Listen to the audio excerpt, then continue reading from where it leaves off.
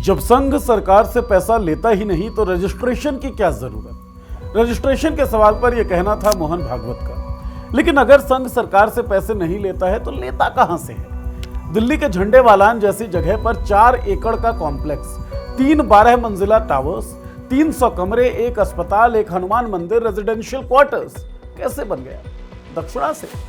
यही बताया जाता है। संघ के विचार से जुड़े अनेकानेक संगठनों के फंडिंग चैनल्स के बारे में हम आपको पहले भी बता चुके हैं। आज के इस वीडियो में बात द न्यूज़ मिनट की एक रिपोर्ट के आधार पर, जिसमें बताया गया है सरकारी कंपनियों ने आरएसएस से जुड़े संगठनों को 650 करोड़ रुपए से ज्यादा की फंडिंग। किस कंपनी ने किन संगठनों को कितना दान दिया, द पॉलिटिक्स शो के इस वीडियो में बात इसी सवाल पर। नमस्कार, मैं हूं नीरज और आप देख रहे हैं पॉलिटिक्स। एक सार्वजनिक उपक्रम है ओएनजीसी। ओएनजीसी हर साल अपने कॉर्पोरेट सोशल रिस्पॉन्सिबिलिटी यानी सीएसआर फंड से सैकड़ों करोड़ रुपए अलग अलग संस्थाओं और परियोजनाओं को देती है। 2015 की पहली तिमाही से लेकर 2025 की पहली तिमाही तक यानी करीब 10 सालों में ओएनजीसी ने अपनी सीएसआर रिपोर्ट्स के मुताबिक 2000 से ज्यादा संगठनों और प्रोजेक्ट्स को कुल 4531 करोड़ रुपए दान किए। 4531 करोड़ में से करीब 14% हिस्सा यानी 668 करोड़ रुपए ऐसे 20 संगठनों को दिए गए जिनके तार सीधे या फिर घुमा फिराकर आरएसएस से जुड़े हुए हैं। हालांकि आरएसएस ऑफिशियल तौर पर इन संगठनों को अपना नहीं मानता, बस कहता है हम में वैचारिक समानता है। सवाल यह है, जब आरएसएस इन संगठनों को अपना मानता ही नहीं तो फिर ये किस डेटा के आधार पर आरएसएस से जुड़े हुए कहे जा सकते हैं? इन संगठनों और आरएसएस के बीच कनेक्शन का ये डाटा लिया गया है कारवां मैगजीन के सीइंग द संघ डेटाबेस से। ये दुनिया का सबसे बड़ा डेटाबेस है जो आरएसएस से जुड़े 2500 से ज्यादा संगठनों का नक्शा बनाता है और इसे 2025 के आखिर में जारी किया गया था। इस डेटाबेस को तैयार करने वाली रिसर्च टीम की अगुवाई ऑस्ट्रेलिया के यूनिवर्सिटी ऑफ वेस्टर्न ऑस्ट्रेलिया में पॉलिटिकल साइंस पढ़ाने वाले डॉक्टर फेलिक्स पॉल ने की। इसे द कैरवां पत्रिका ने फैक्ट चेक किया और इसे फ्रांस की साइंस पो यूनिवर्सिटी का centre of international studies host करता है। यानी ये कोई कच्चा या एक तरफा दावा नहीं है, बल्कि एक एकेडमिक रूप से वेरीफाइड सोर्स है। द न्यूज़ मिनट ने सीइंग द संघ डेटाबेस की हेल्प से ओएनजीसी के डेटा को इन संगठनों से मिलाया। ओएनजीसी के सीएसआर फंड में से सबसे ज्यादा डोनेशन हुआ असम के शिव सागर में बने स्वर्ग देव सिउ का फा अस्पताल को। रिपोर्ट के मुताबिक 2016 से 2024 के बीच ओएनजीसी ने इस अस्पताल के लिए 434 करोड़ रुपए से ज्यादा डोनेट किए। यह 300 बिस्तरों वाला मल्टी स्पेशलिटी हॉस्पिटल है जिसे ओएनजीसी खुद और औरंगाबाद स्थित डॉक्टर बाबा साहेब अम्बेडकर वैद्यकीय प्रतिष्ठान यानी BAVP नाम के चैरिटेबल ट्रस्ट के साथ मिलकर चलाती है। संघ के मुखपत्र द ऑर्गेनाइजर के मुताबिक इस ट्रस्ट को आरएसएस स्वयं सेवक ही चलाते हैं। इस अस्पताल के चेयरमैन डॉक्टर अनंत पांडरे खुद BAVP के ट्रस्टी बोर्ड में हैं। फरवरी 2025 में उन्हें एम्स नागपुर का अध्यक्ष बनाया गया और ये अपने एक लिंक्डइन पोस्ट में खुद आरएसएस शाखा में समय बिताने का जिक्र करते हैं। इकोनॉमिक टाइम्स से बातचीत में इन्होंने खुद कहा था, हम एक आरएसएस से जुड़ा संगठन है। यह अस्पताल 21 विभागों और 23 डॉक्टर्स के साथ काम कर रहा है और इसका दावा है कि यह हर आम इंसान को सस्ता और अच्छा इलाज देने के लिए बनाया गया है, चाहे मरीज की हैसियत कुछ भी हो। सस्ता और अच्छा, यह ध्यान रखिएगा।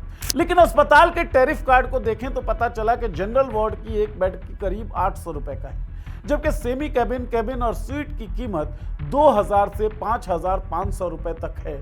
अस्पताल कहता है कि हैसियत नहीं देख रहा है ये मरीजों की। दूसरे नंबर पर आता है नागपुर का एक ट्रस्ट, डॉक्टर आबाजी ठाटे सेवा और अनुसंधान संस्था। इसका नाम आरएसएस के दूसरे संचालक MS गोलवलकर के निजी सहायक के नाम पर रखा गया। 2017 से 2022 के बीच ओएनजीसी ने इस ट्रस्ट को नागपुर में नेशनल कैंसर इंस्टीट्यूट बनाने के लिए 140 करोड़ रुपए दिए। इस कैंसर संस्थान के महासचिव और CEO शैलेश जोगलेकर हैं, जो इसी ट्रस्ट के भी महासचिव हैं। जोगलेकर खुद आरएसएस के सदस्य हैं, बजरंग दल की विदर्भ इकाई के अध्यक्ष रह चुके हैं और विश्व हिंदू परिषद से भी सक्रिय रूप से जुड़े हैं। इन्होंने अपने लिंक्डइन प्रोफाइल में खुद को भोसला मिलिट्री स्कूल का सेक्रेटरी और CEO भी बताया है। इस स्कूल का नाम कई दक्षिणपंथी हमलों से जुड़ा होने के आरोप है। तो ये दो सबसे बड़े लाभार्थी थे। इन दो सबसे बड़े लाभार्थियों के अलावा बाकी 18 संगठनों को भी अच्छी खासी रकम मिली है। बेंगलुरु की डीम्ड यूनिवर्सिटी स्वामी विवेकानंद योग अनुसंधान संस्थान के लिए 15 करोड़ 53 लाख रुपए, सेवा भारती के लिए 13 करोड़ 95 लाख रुपए, सिलवासा का नेताजी सुभाष चंद्र बोस मिलिट्री एकेडमी 4 करोड़ 5 लाख, सरस्वती शिशु विद्या मंदिर 2 करोड़, राजू भैया सैनिक विद्या मंदिर जो आरएसएस आर्मी स्कूल के तौर पर जाना जाता है 2 करोड़ 20 लाख और असम की शिशु शिक्षा समिति 1 करोड़ 93 लाख। मानव सेवा प्रतिष्ठान 1 करोड़ 60 लाख मिले। ये संगठन वीएचपी अमेरिका के एक प्रोजेक्ट से जुड़ा है और इसी संगठन के एक स्कूल में 2017 में बजरंग दल का एक हथियार प्रशिक्षण शिविर लगा था। साध्वी रितंभरा के परम शक्तिपीठ को 2 करोड़ 49 लाख। रितंभरा 1992 में बाबरी मस्जिद विध्वंस में अपनी भूमिका के लिए जानी जाती है और जिन्हें 2025 में पद्म भूषण दिया गया। एकलव्य विद्यालय फाउंडेशन को 4 करोड़ 72 लाख। साल 2005 में सरकार की एक कमेटी ने बताया कि एकलव्य विद्यालयों में अल्पसंख्यकों के खिलाफ एजेंडा चलाया जा रहा था। इन स्कूल्स में मुसलमानों के खिलाफ नफरत भरी जाती है। इन विद्यालयों की पाठ्यक्रम नीति भी एक रहस्य बनी हुई है, मिस्ट्री। न ये एनसीईआरटी द्वारा मान्यता प्राप्त है, न ही किसी सार्वजनिक निगरानी प्रणाली के अधीन है। कुछ रिपोर्ट्स में तो ये भी कहा गया है कि एकल विद्यालय पारंपरिक आदिवासी रीति रिवाजों को दबाने और इन्हें हिंदू पहचान में ढालने की कोशिश करते हैं। एकल विद्यालयों पे हमने एक अलग से वीडियो किया है, इससे आप इस वीडियो के बाद देख सकते हैं, लिंक डिस्क्रिप्शन बॉक्स में आपको मिल जाएगा। टॉपिक पर वापस आते हैं। डोनेशन का सिलसिला सिर्फ आरएसएस से जुड़े संगठनों तक सीमित नहीं है। ओएनजीसी के दूसरे बड़े डोनेशन में नाम आता है पीएम केयर्स फंड, जिसे कंपनी ने 300 करोड़ रुपए दिए। इस फंड की पारदर्शिता यानी कि ट्रांसपेरेंसी को लेकर लगातार सवाल उठते रहे कि आखिर इस फंड में कुल कितना पैसा जमा हुआ और उसका इस्तेमाल कहां-कहां किया गया। इसका हिसाब सरकार ने कभी साफ तौर पर सार्वजनिक नहीं किया।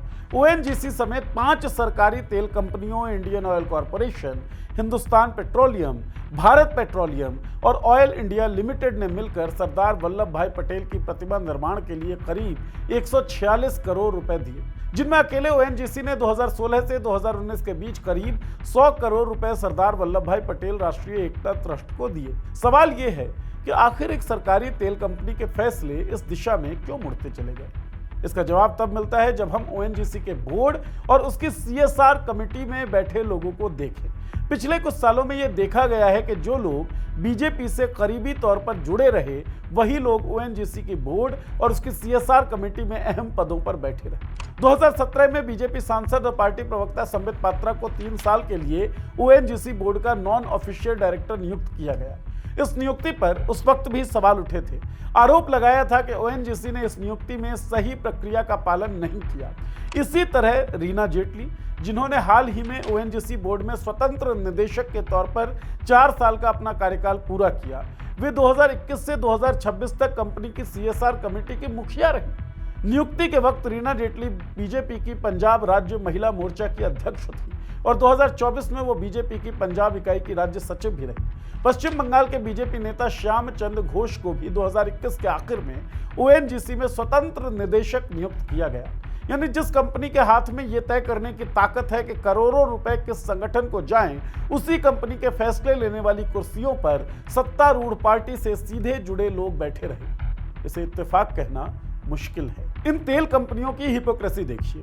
सीएसआर फंड के नाम पर एक खास विचारधारा के संस्थानों को करोड़ों रुपए दे देंगे, लेकिन कच्चा तेल सस्ता होने के बावजूद जब इनसे कहा जाएगा कि पेट्रोल डीजल के दाम कम कर दीजिए, तो तेल कंपनियां घाटे में हैं, कर रोना रो देंगी। इस साल मई में जब ईरान और अमेरिका के बीच तनाव चल रही थी, तो अंतर्राष्ट्रीय बाजार में कच्चा तेल $120 प्रति बैरल के पार निकल गया। तेल कंपनीज ने पेट्रोल और डीजल के दाम बढ़ा दिए। पेट्रोलियम मंत्री हरदीप सिंह पुरी ने सफाई दी कि सरकारी तेल कंपनियां भारी घाटे में जा रही हैं।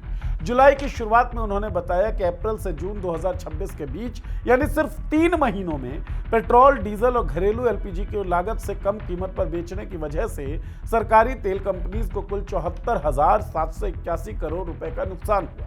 जून के आखिर में जब ईरान अमेरिका के बीच शांति समझौते जैसी स्थिति बनी, तो कच्चा तेल अपने $120 के ऊंचे स्तर से गिरकर 30% तक सस्ता हो गया, यानी $80 प्रति बैरल से भी नीचे आ गया। सवाल ये उठा कि जब दुनिया में तेल सस्ता हो गया, तो भारत में पेट्रोल डीजल के दाम क्यों नहीं घटे।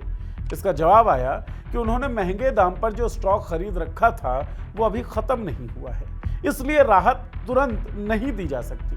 जब दाम बढ़ने का मौका आता है तो बढ़ोतरी उसी दिन लागू हो जाती है तत्काल प्रभाव से, लेकिन जब दाम घटने का मौका आता है तो पुराने स्टॉक का बहाना सामने आ जाता है। तेल कंपनीज की यह हिपोक्रेसी पहले भी रही है। कोविड के दौरान कच्चे तेल की कीमत माइनस में चली गई थी, उस वक्त भी सरकार ने गिरावट का फायदा आम जनता को नहीं दिया। इसके उलट हुआ यह कि मई 2020 को केंद्र सरकार ने पेट्रोल पर एक्साइज ड्यूटी 10 रुपए प्रति लीटर और डीजल पर 13 रुपए प्रति लीटर की रिकॉर्ड बढ़ोतरी कर दी। जब कच्चा तेल महंगा होता है, चाहे वजह कोई भी हो, युद्ध हो या संकट हो, तो उसका बोझ फौरन आम आदमी पर डाल दिया जाता है और तेल कंपनियों के घाटे की दुहाई दी जाती है। यही तेल कंपनियां हैं, इसी मुनाफे और मार्जिन के दम पर हर साल हजारों करोड़ रुपए का CSR फंड जमा करती है और उसे खास विचारधारा के ग्रुप को दे देती है। मोहन भागवत भले ही ये दावा करें कि संघ सरकार से कोई फंडिंग नहीं लेता, लेकिन जिस जनता के जेब से पेट्रोल डीजल के महंगे दाम के जरिए हर महीने पैसा निकाला जाता है, वही पैसा एक सरकारी कंपनी के रास्ते घूम फिरकर पिछले 10 सालों में 670 करोड़ रुपए से ज्यादा की शक्ल में संघ के इकोसिस्टम तक पहुंच चुका है। जब द न्यूज मिनट ने खुद ONGC से इस बारे में सवाल पूछे कि आखिर इतनी बड़ी रकम RSS से जुड़ी संस्थाओं को क्यों दी जा रही है, तो कंपनी ने बार बार भेजे गए सवालों का कोई जवाब नहीं दिया। यानी एक सरकारी स्वामित्व वाली कंपनी जिसका पैसा असल में देश की जनता का पैसा है, वो बिना किसी सार्वजनिक सफाई के 10 सालों तक लगातार एक खास वैचारिक नेटवर्क को पैसा देती रही और जब उससे इसका हिसाब मांगा गया तो उसने चुप्पी साध ली। तो कुल मिलाकर सवाल सिर्फ RSS का नहीं है, सवाल सरकारी पैसे की जवाबदेही का है। अगर किसी सरकारी कंपनी का CSR फंड जनता के पैसों से बनता है तो जनता को यह जानने का पूरा हक है कि वो पैसा किन संस्थाओं को, किस आधार पर और कितनी ट्रांसपेरेंसी के साथ दिया जा रहा है। किसी भी विचारधारा या संगठन से ऊपर जवाबदेही होनी चाहिए, अकाउंटेबिलिटी।